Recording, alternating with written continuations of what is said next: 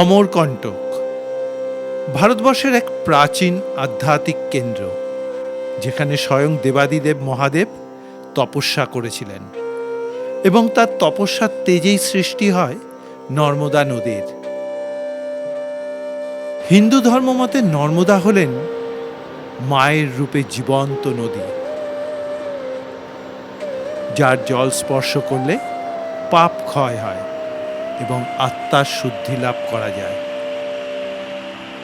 গত পর্বেই আমি আপনাদের শিবপুত্রী নর্মদা মায়ের উৎপত্তিস্থল নর্মদা কুণ্ড ও নর্মদা মন্দির ছাড়াও তার আশপাশের দর্শনীয় স্থানগুলো দর্শন করিয়েছি। যারা সেই পর্ব এখনো দেখেননি, তাদের জন্য ডেসক্রিপশন বক্সে লিংক দিয়ে দিলাম, দেখে নিতে পারবেন। আজ দর্শন করব মহর্ষি কপিল মুনি, সাধনাস্থল কপিলধারা জলপ্রপাত ও দুধধারা জলপ্রপাত। তার সঙ্গে দর্শন করব অমরকণ্টকের অপর দুই নদী, সোন ও জহিলা নদীর উর্গম স্থান, আর মা নর্মদার প্রিয় জায়গা মাইকি বাগিয়া সহ আরো অনেক গুরুত্বপূর্ণ স্থান। এখানকার চারপাশে সবুজ বনভূমি, পাহাড়ি পথ, ঝর্ণার কলকল ধ্বনি এবং নির্মল বাতাস অমরকণ্টককে এক স্বর্গীয় পরিবেশ দান করেছে। তাহলে চলুন আজ সারাটা দিন আমরা এই দৈবিক স্থানের আধ্যাত্মিক অনুভূতি গ্রহণ করি। আমরা কলকাতা থেকে ট্রেনে পেন্ডা রোড হয়ে অমরকণ্টকে এসে মৃত্যুঞ্জয় আশ্রমে থেকেছি। আজকের যাত্রা শুরু করি অমরকণ্টকের মৃত্যুঞ্জয় আশ্রম থেকে। এখন বাজে সকাল 9:20। এই আশ্রম থেকে বেরোলাম। আজকে আমরা অমরকণ্টকের আশেপাশে যা যা জায়গাগুলো আছে সেগুলো ঘুরে দর্শন করব। তাহলে চলুন বেরোনো যাক। আমার সফর সঙ্গী স্নেহাশিস দা আর তার বন্ধু আশিস দা। কীরকম বেড়ানো হবে আজকে? আজকে তো অমরকণ্টকের লোকাল সাইট সিনগুলো করব। প্রচুর দর্শনীয় স্থান আছে, অন্তত পক্ষে 12 থেকে 15টা আমরা জেনেছি। তো এখন আমরা একটা অটো রিজার্ভ করে এই স্থানগুলো দর্শন করব। সারাদিনের সফর। মৃত্যুঞ্জয় আশ্রমের সামনে একটা হোটেলে ঢুকে পড়লাম। আজকেও আমরা তিনজনে মিলে ধোসা খেয়ে নিলাম। সকালবেলা ব্রেকফাস্টটা বেশ সলিড হলো। আমি খেলাম তো ধোসা, 70 টাকা নিল। বেশ ভালো করেছে, বেশ ভালো। এবারে আমাদের আগে থাকতে ঠিক করে রাখা অটোতে চললাম সোনমুড়া, চলতি ভাষায় যাকে সোনমুড়া বলা হয়, অর্থাৎ সোনভদ্র নদীর উর্গম স্থানে। চারদিকে সবুজ গাছে ঘেরা সুন্দর পরিবেশের মধ্যে দিয়ে আমাদের অটো এগিয়ে চলল। নর্মদা মায়ের মন্দির থেকে এই সোনমুড়ার দূরত্ব প্রায় 2 কিলোমিটার। অটোতে সময় লাগবে মিনিট 5 থেকে 6।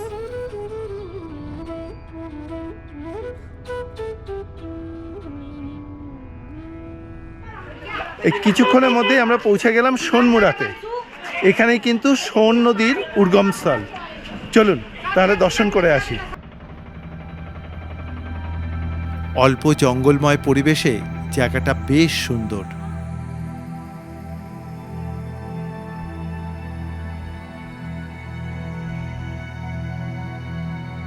পার্কিং জোন থেকে সিঁড়িপথে নিচের দিকে এগিয়ে চললাম মন্দিরের দিকে। বেশ অনেকগুলো সিঁড়ি নিচের দিকে নামতে হবে।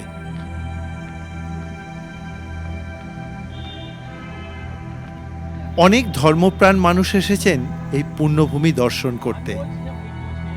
আমিও আনন্দের সঙ্গে এগিয়ে চললাম মন্দিরের দিকে। আধ্যাত্মিক দিক থেকে সোনমুড়ার গুরুত্ব অপরিসীম। হিন্দু মতে যে কোনো নদীর উৎসস্থল অত্যন্ত পবিত্র বলে বিবেচিত হয়। ঢুকেই ডান দিকে রয়েছে সোন নদীর উর্গমস্থল কুণ্ড। এখানেই একটি ছোট্ট কুণ্ড থেকে জলের ধারা বেরিয়ে আসছে। কুণ্ডের জল একদম স্বচ্ছ। এই কুণ্ড থেকে এবারে সরু জলের ধারা হয়ে সোন নদী এগিয়ে চলল সামনের দিকে।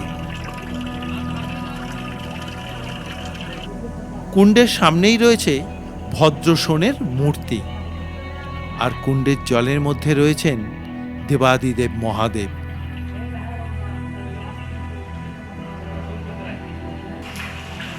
প্রথমে কুণ্ড থেকে বেরিয়ে সোন নদী পড়েছে দ্বিতীয় কুণ্ডে। এখানে পাশের মন্দিরেই আছে বড় শিবলিঙ্গ এবং বজরংবলী।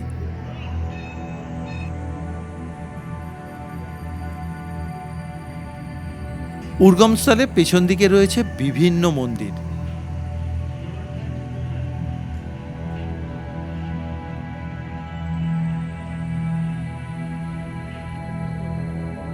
অমরকণ্টকের সোনমুড়া প্রকৃতি ও আধ্যাত্মিকতার এক মিলন ক্ষেত্র।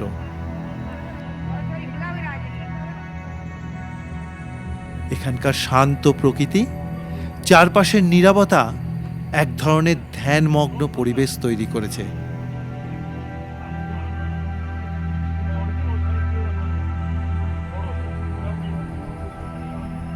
সত্যি একেই বলে বোধহয় দৈবস্থান। কি পজিটিভ এনার্জি আছে এখানে। এখানে আসলে তখন কিন্তু বোঝা যায়। অপূর্ব সুন্দর, অপূর্ব। এইখান থেকে ছোট্ট জলের ধারায় সোন নদী প্রবাহিত হয়েছে, হয়ে তারপরে এগিয়ে গেছে সামনের দিকে। চলুন, সামনে একটা ভিউ পয়েন্ট আছে, ওটা দর্শন করে নিই। এগিয়ে চললাম আর একটু নিচের দিকে।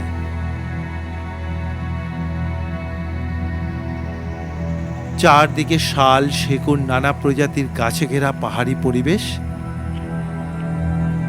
আর পাশ দিয়ে বয়ে চলা সদ্য জন্ম নেওয়া সোন নদী এখানকার এমন এক আধ্যাত্মিক পরিবেশ তৈরি করেছে যেটা ভাষা দিয়ে প্রকাশ করার ক্ষমতা আমার নেই। আজকের ভিডিও আপনাদের কীরকম লাগলো অবশ্যই করে একটা মতামত জানাবেন কমেন্ট বক্সে। এটা আমার তরফ থেকে আপনাদের কাছে একটা অনুরোধ রইল। হাঁটতে হাঁটতে চলে এলাম পাহাড়ের একটা দিকে, এখানে ভিউ পয়েন্টে।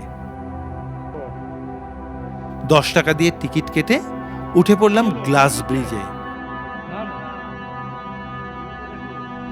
এখানে ভিউ পয়েন্টে দাঁড়িয়ে সবাই ফটো সেশন করে নেয়। এখান থেকে সোন নদীর জলের ধারা লাফিয়ে পড়ে এগিয়ে চলেছে। পরবর্তীকালে এই সোন নদী বিহারের পাটনা জেলার মানের অঞ্চলের গঙ্গা নদীর সঙ্গে মিলিত হয়েছে। এখানকার উঁচু পাহাড়ি মালভূমি, খোলা প্রান্তর, নির্মল আকাশ ও চারপাশের নীরবতা আলাদা এক পরিবেশ তৈরি করেছে। জানতে পারলাম ভোরবেলা সূর্য ওঠার সময় আর বিকালবেলা সূর্যাস্তের সময় পুরো আকাশ জুড়ে সূর্যের লাল আভা এই স্থানকে আরো মোহময়ী করে তোলে।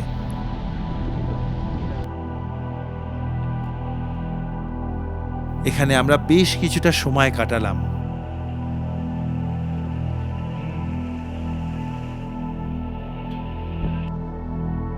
এরপরে বেরিয়ে পড়লাম পরবর্তী গন্তব্যের দিকে।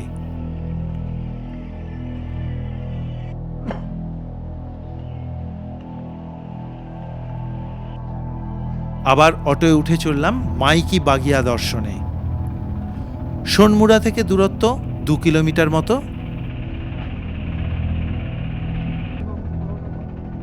আপনাদেরকে জানিয়ে রাখি, অমরকণ্টকের গুরুত্বপূর্ণ দর্শনীয় স্থানগুলো অটো রিজার্ভ করলে একদিনেই ঘুরে নেওয়া যায়।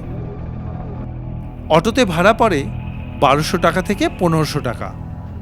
এতে আপনারা 12টা স্থান দর্শন করে নিতে পারবেন। মিনিট 10 মতন অটোতে আসার পর এসে পৌঁছে গেলাম মাইকি বাগিয়াতে।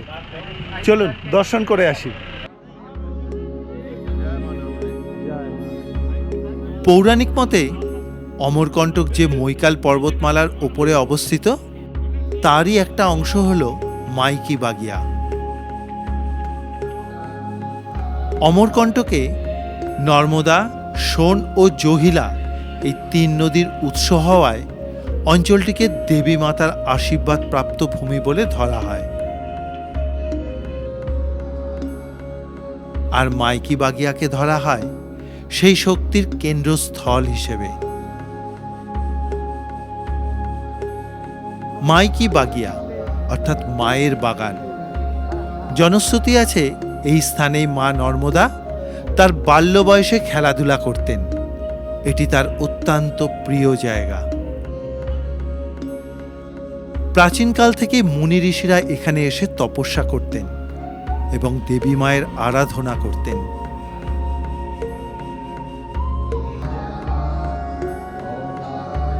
আর নর্মদা পরিক্রমাবাসীরা এই স্থানে বসেই নর্মদা মায়ের তট পরিবর্তনের পুজো করে থাকেন।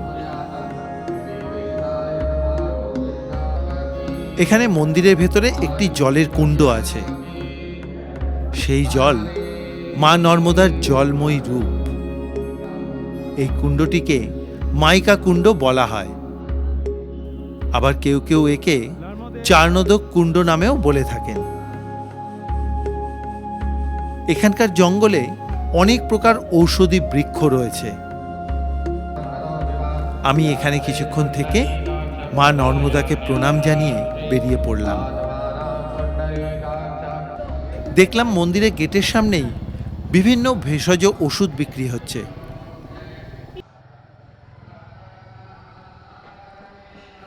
মাইকি বাগিয়া তো দেখা হলো, এরপরে আমরা এখান থেকে যাব জলেশ্বর মহাদেব মন্দির। চলুন তাহলে। মাইকি বাগিয়া থেকে জলেশ্বর মহাদেব মন্দির বা জলেশ্বর ধামের দূরত্ব 12 কিলোমিটার। সেই জায়গা থেকে উৎপন্ন হয়েছে জহিলা নদী।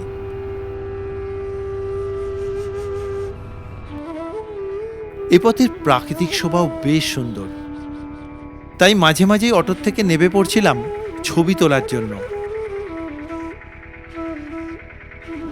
এ পথে যত এগোচ্ছি ততই অবাক হচ্ছি এখানকার প্রকৃতিকে দেখে।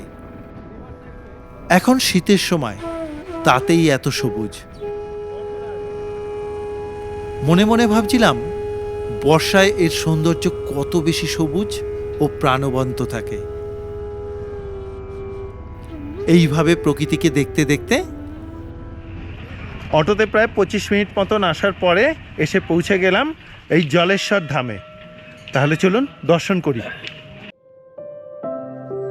প্রবেশদ্বার দিয়ে ঢুকে পড়লাম মন্দির কম্পাউন্ডে। এই হলো গুপ্ততীর্থ জলেশ্বর ধাম। এখানেই দেবাদিদেবের জটার জল থেকে জহিলা নদী আবির্ভূত হয়েছেন। এই কারণেই জলেশ্বরকে জলরূপী ঈশ্বর বলা হয়। এখানকার শিবলিঙ্গটি স্বয়ম্ভূ। এই শিবলিঙ্গের নিচ থেকে প্রাকৃতিকভাবে জলের ধারা উঠে এসে স্বয়ং মহাদেবকে অভিষিক্ত করে চলেছে। আর সেই জলের ধারাই ধীরে ধীরে জহিলা নদীর রূপ নিয়েছে। অমরকণ্টকে যে 3টি নদী মহাদেবের তপস্যার ফলে উৎপন্ন হয়েছে, তার মধ্যে মা নর্মদা হল প্রকাশ্য কন্যা, সোন হল রাজসিক, কিন্তু জহিলা হল তপস্যাজাত গোপন শক্তির প্রতীক। কুর্মপুরাণ মতে এই স্থান মহামুক্তি ক্ষেত্র। এই জন্য এখানে পিতৃপক্ষে ধর্মপ্রাণ মানুষজন এসে পূর্বপুরুষদের আত্মার মুক্তি লাভের জন্য পূজা অর্চনা করে থাকেন। এই গর্ভমন্দিরের ভেতরে শিবলিঙ্গের নিচে উৎপন্ন হয়ে প্রথমে জহিলা নদী দর্শন দেন মন্দিরের পাশেই এই কুণ্ডে। এরপরে 200 মিটার দূরে এই জলধারা নদী হয়ে বয়ে গেছে। বহু অংশেই এই জহিলা নদী ঘন বন, পাহাড়ের ভূগর্ভের মধ্যে দিয়ে গুপ্তভাবে প্রবাহিত হওয়ায় একে গুপ্ত নদীও বলা হয়। আবার এও বলা হয় জহিলা নদী জীবন্ত দেবী, কিন্তু লাজুক। তিনি শক্তিশালী, গুপ্ত শক্তির ধারা। স্বয়ম্ভু শিবলিঙ্গের উল্টো দিকেই রয়েছে কাল ভৈরব। এখানে বহু সাধু যোগীরা পুরাকাল থেকেই সাধনা করে চলেছেন। আমি বাবা মহাদেব ও কাল ভৈরবকে প্রণাম জানিয়ে বেরিয়ে পড়লাম। এরপরেই চলে এলাম পাশে মা অন্নপূর্ণা মন্দিরে। কিন্তু দুপুর 1টা বেজে যাওয়ার জন্য এই মন্দির বন্ধ হয়ে গেছে। আমি বাইরে থেকে মাকে প্রণাম জানিয়ে মন্দির থেকে বেরিয়ে অটোতে এসে বসে পড়লাম। জলেশ্বর ধাম দর্শন হলো। এরপরে আমরা এখান থেকে যাব অমরেশ্বর মহাদেব মন্দির দর্শন করতে। চলুন তাহলে। অটোতে এগিয়ে চললাম। অটোতে মিনিট 5 আসার পরেই পৌঁছে গেলাম অমরেশ্বর মহাদেব মন্দির। চলুন দর্শন করে আসি। এই অমরেশ্বর ধামের মাহাত্ম্য অপরিসীম। পুরাণ বলে অমরকণ্টক হল দেবতাদের তপভূমি। এখানেই দেবতারা অমরত্ব রক্ষার জন্য দেবাদিদেব মহাদেবের আরাধনা করেছিলেন। সেই শিবরূপী হল অমরেশ্বর মহাদেব, যিনি দেবতাদের অমরত্বের রক্ষক। এই কারণেই অমরকণ্টকের নামের সঙ্গে অমর কথাটি যুক্ত। লোকপুরাণ বলে প্রলয়কালে পৃথিবী ডুবে গেলেও অমরকণ্টক অঞ্চল অক্ষত থাকে, যেখানে শিব কালাতীত রূপে বিরাজ করেন। অমরেশ্বর মহাদেব সেই কালজয়ী শিব রূপ, যিনি সৃষ্টি, স্থিতি ও প্রলয়ের ঊর্ধ্বে। প্রাচীন শিবলিঙ্গটি ছবি তোলার অনুমতি নেই। সেই জায়গাতে এখানে 11 ফুট উঁচু 51 টন ওজনে একটি শিবলিঙ্গ ওঙ্কারেশ্বর এলাকার থেকে এনে স্থাপন করা হয়েছে। মনে করা হয় জলেশ্বর ধামে সাধনার সূচনা আর অমরেশ্বরে তার পূর্ণতা। লোককথা ও সাধুসন্তদের পরম্পরায় বলা হয় দেবরাজ ইন্দ্র থেকে শুরু করে ঋষি ভৃগু, অত্রিমণি ও অন্যান্য ঋষিরা এই অমরকণ্টকে সাধনা করেছেন। এই অমরেশ্বর মহাদেবী হল সেই তপস্যার সাক্ষী শিব। এটি হল অমরত্ব ক্ষেত্র।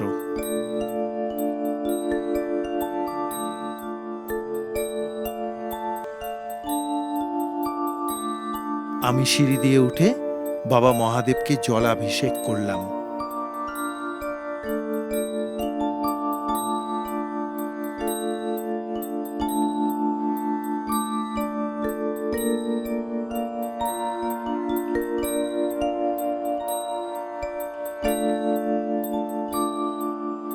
খুব সুন্দর দর্শন হলো।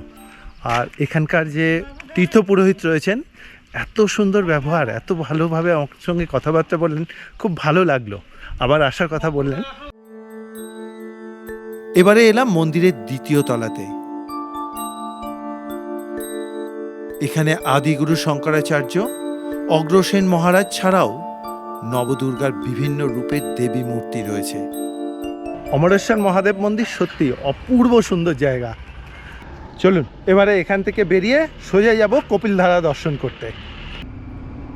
অটোতে বসে বাইরের প্রকৃতির সৌন্দর্য দেখতে দেখতে এগিয়ে চললাম কপিলমুনির সাধনাস্থল কপিলধারা এবং দুধধারা দর্শন করতে। অমরেশ্বর মহাদেব থেকে কপিলধারার দূরত্ব প্রায় 12 কিলোমিটার। প্রায় 40 মিনিট মতো অটোতে আসার পর এসে পৌঁছে গেলাম কপিলধারা জলপ্রপাত যাওয়ার জন্য যে রাস্তা, তার প্রবেশদ্বারের কাছে। তাহলে চলুন এখান থেকে যাত্রা শুরু করি। সামনের প্রবেশদ্বার দিয়ে ঢুকে পড়লাম। এখান থেকে বাকি পথটা হেঁটে যেতে হবে। আমাদের প্রায় 1 কিলোমিটার মতন হেঁটে যেতে হবে কপিলধারার কাছে। চলার পথের পরিবেশটা বেশ সুন্দর। একদিকে পাহাড়ের ঢালে বড় বড় গাছ, আর অন্যদিকে কুলকুল করে বয়ে চলা নর্মদা নদী। এখানকার পরিবেশের প্রতি কটা মুহূর্ত অনুভব করার মতো। কিছুক্ষণের মধ্যেই পৌঁছে গেলাম কপিলধারার কাছে। এখানে মা নর্মদা উর্গমস্থল থেকে 6 কিলোমিটার এগিয়ে এসে পাহাড়ের ওপর থেকে প্রায় 100 ফুট নিচে ঝাঁপিয়ে পড়ছে। এখানে মা নর্মদা প্রথম বড় জলপ্রপাতের সৃষ্টি করেছে।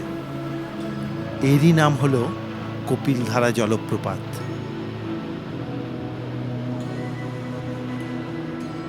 এরপরে সে মৈকাল পর্বতশ্রেণীর উপত্যকা হয়ে এগোতে থাকে। পরবর্তীকালে মা নর্মদা সাতপুরা পর্বতমালার দক্ষিণ প্রান্ত বরাবর পশ্চিমমুখী যাত্রা করে এগিয়ে চলে যায়। ওপর থেকে দাঁড়িয়ে মা নর্মদার ঝরে পড়া চঞ্চলা রূপ আমাকে মোহিত করে দিয়েছে। কি অপূর্ব তার সৌন্দর্য! এখানে একটা গ্লাস ব্রিজ তৈরি করা হয়েছে কপিলধারা জলপ্রপাতকে সুন্দরভাবে দেখার জন্য। এখানে প্রবেশের জন্য মাথাপিছু 10 টাকা করে টিকিট লাগে। সব পর্যটকরা এখানকার প্রাকৃতিক সৌন্দর্যে দাঁড়িয়ে একটা করে ছবি তুলতে চান।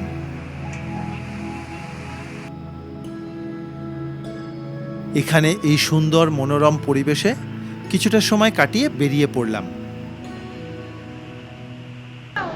কপিলধারা দেখলাম, এরপরে চলুন এখান থেকে যাব কপিল মুনি এখানে বসে তপস্যা করতেন, তার যেখানে আশ্রম ছিল সেই জায়গাটা। চলুন, এর পাশেই আছে।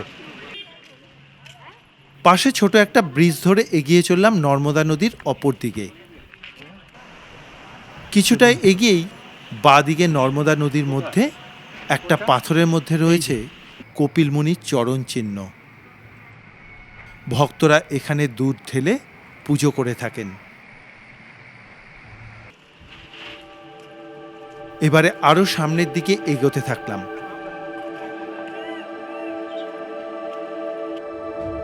আরো কিছুটা এগোতেই ডান দিকে পড়ল সেই স্থান যেখানে কপিল মুনি বসবাস করতেন, অর্থাৎ কপিল মুনির আশ্রমের স্থান।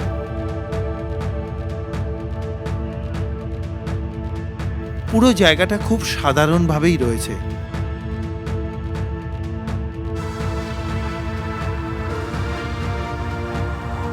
এখানে একটা ঘরে কপিল মুনির মূর্তি,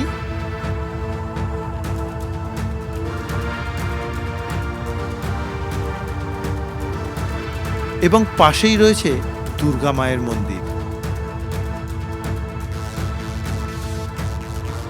এখানে আরেকটা ঘরে হোমকুণ্ড রয়েছে। জানলাম এটা কপিল মুনির যজ্ঞস্থল ছিল। সামনেই একটা বহু প্রাচীন মন্দির রয়েছে। এটা হলো কপিলেশ্বর মহাদেব মন্দির। জনশ্রুতি আছে এই মন্দিরের ভেতরে যে শিবলিঙ্গ রয়েছে সেটি কপিল মুনি নিজে স্থাপনা করে পূজা অর্চনা করতেন। এখানকার চারদিকের পরিবেশ মনকে শান্ত করে তার ভেতরে এক আধ্যাত্মিক অনুভূতি অনুভব করায়। সত্যি বলুন তো, এই পুণ্যভূমিতে আসলে আপনাদের কীরকম মনে হতে পারে? অবাক করা একটা জায়গা।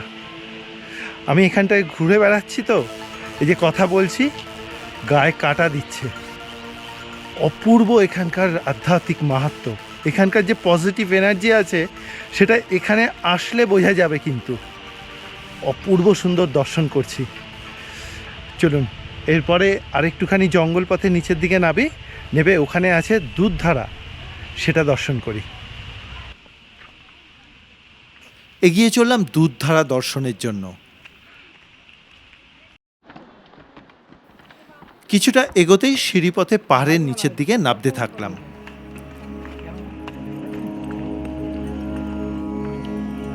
অনেকেই চলেছেন দুধধারা দর্শন করতে। পুরো অঞ্চলটা সবুজে সবুজ। স্কন্দপুরাণ, বায়ুপুরাণ এবং মৎস্যপুরাণে বলা হয়েছে নর্মদা যেখানে প্রবল বেগে পতিত হয়ে তপবন সৃষ্টি করেছে সেখানেই মহর্ষি কপিল গভীর তপস্যা করেছিলেন। মহর্ষি কপিল মুনি সাংখ্য দর্শনের প্রবর্তক। তিনি নর্মদার প্রবল জলধারা শব্দকে প্রণবনাথ অর্থাৎ ওম ধ্বনি হিসেবে গ্রহণ করতেন। এখানে প্রকৃতি একদম তার নিজস্ব সত্তায় রয়েছে। এখানে কোনো আর্টিফিশিয়াল কোনো কিচ্ছু নেই। এখান থেকে জাস্ট ওইখানে গ্লাস ব্রিজটা দেখা যাচ্ছে, আর তাছাড়া সবটাই যেন আজ থেকে 1000 বছরের পুরনো, সেই রকমই লাগছে। অপূর্ব জায়গা, অপূর্ব। যেরকম প্রকৃতি আর সেই রকম তার আধ্যাত্মিক পরিবেশ। কথাতেই বলে না, অমরকণ্টকের সমস্ত পাথরের মধ্যে স্বয়ং মহাদেব বিরাজ করছেন। সত্যিই তাই। এই ধারা জ্ঞান ও তপস্যার প্রতীক। যোগ দর্শন অনুসারে এখানে ধ্যান করলে বিবেক জাগ্রত হয়, শুদ্ধ জ্ঞানের জন্ম হয়। চলুন সামনের দিকে এগোনো যাক, সামনে গিয়ে দুধধারা দর্শন করে আসি। কপিলধারার এই অনবদ্য রূপ সারা জীবন মনে রাখার মতো। বড় বড় গাছের নিচ দিয়ে জঙ্গলময় পরিবেশে পাহাড়ি পথ ধরে এগোতে থাকলাম।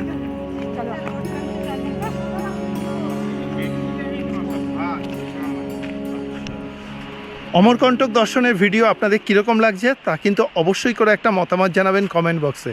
এটা আমার তরফ থেকে আপনাদের কাছে একটা অনুরোধ রইল। চলুন যাওয়া যাক। দেখা হলো নর্মদা পরিক্রমাবাসীর সঙ্গে। आप लोग कहाँ से? एमपी से आप परिक्रमा पैदल कर रहे हो? पूरी पैदल कर रहे हैं। कहाँ से स्टार्ट किए? हमने ओंकारेश्वर अच्छा, अभी कितना? हमारे यहाँ से किया है हमने नर्मदापुरम होशंगाबाद से। अच्छा, यात्रा सही है तो? 2.5 महीने हो गए हमको। 2.5 महीना हो गया। हाँ 75 दिन 75 डेज। जी। बहुत बहुत शुक्रिया। नर्मदे नर्मदे हर। তাদেরকে বিদায় জানিয়ে জঙ্গল পথে এগিয়ে চললাম। যত এগোচ্ছি ততই অবাক হচ্ছে এখানকার পরিবেশ দেখে, কতটা শান্ত, ধীর স্থির। শহরের মানুষগুলোও যেন এখানে এসে শান্ত হয়ে গেছে। নেই কোনো কোলাহল, নেই কোনো হইহট্টগোল, রয়েছে শুধু শান্তির নীরবতা আর পাশ দিয়ে বয়ে চলা মা নর্মদার কলকল জলের শব্দ। এক স্বর্গীয় অনুভূতি। শ্রেয়াশিস দা কিরকম লাগছে বলুন? অপূর্ব অপূর্ব। আপনাদের সবাইকে বলছি, অমরকণ্টক না আসলে জীবনে একটা বড় আধ্যাত্মিকতা মিস করবেন। খামতি থেকে যাবে। খামতি থেকে যাবে। একদম। পরিক্রমা হয়তো পারবেন না, আমরা গৃহী মানুষ, কিন্তু এত সাধু সন্ত পরিক্রমা করছে মানে অভূতপূর্ব। মানে কষ্ট কি, তাদের কষ্ট দেখলে মনে হবে আমরা দৌড়চ্ছি। একদম তাই। চলুন দুধধারা দর্শন করি। আরেকটু এগিয়েই পৌঁছে গেলাম দুধধারার কাছে। এখানে মহর্ষি কপিলমুনি ও দুর্বাসা ঋষির সাধনা স্থল রয়েছে। এই হলো দুধধারা। এই দুধধারা নামটি এসেছে এখানকার সাদা ফেনায়িত জলের ধারার থেকে, যেটা দূর থেকে দেখলে দুধের মতন দেখায়। আধ্যাত্মিক দিক থেকে এই স্থানের গুরুত্ব অপরিসীম। জনশ্রুতি আছে দেবতারা কপিলধারার তীব্র শক্তিকে গ্রহণ করতে পারেন না, তাই তারা দুধধারায় স্নান করে শক্তিকে সহনীয় এবং কল্যাণকর করেন। এই জন্যই দুধধারাকে বলা হয় দেবস্নান তীর্থ।